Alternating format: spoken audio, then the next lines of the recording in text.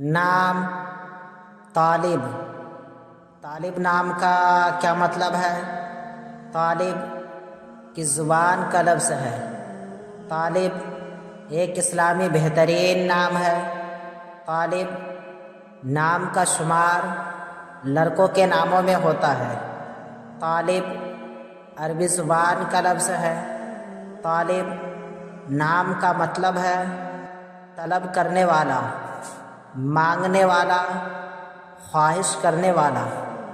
انگریزی الفاظ TALIB طالب، نام، طالب، زبان، عربی، معنی طلب کرنے والا۔